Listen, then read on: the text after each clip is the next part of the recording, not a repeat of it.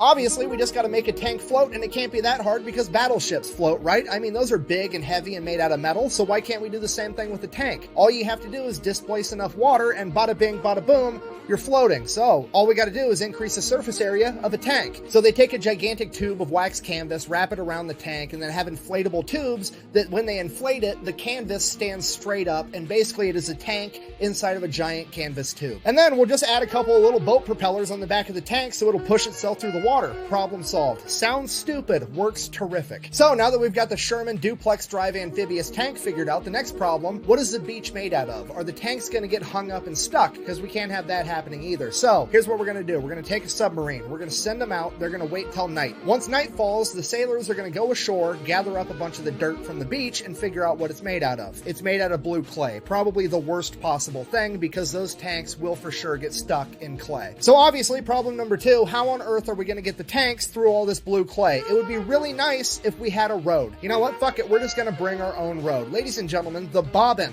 That is a Churchill tank with a gigantic spool of canvas that has metal rods inside of it that literally goes ahead first and lays down a road for all the other tanks to drive on right up the beach. Again, it looks really silly, but it works super well. At this point, all the other people that hate Hobart are starting to make fun of him. They're starting to refer to these tanks as Hobart's funnies, but they have no idea how important these tanks are going to end up being. Hobart is over here actually trying to save the world by any means necessary. He realizes it doesn't matter how cool it looks, he just needs it to work, and he only needs it to work once.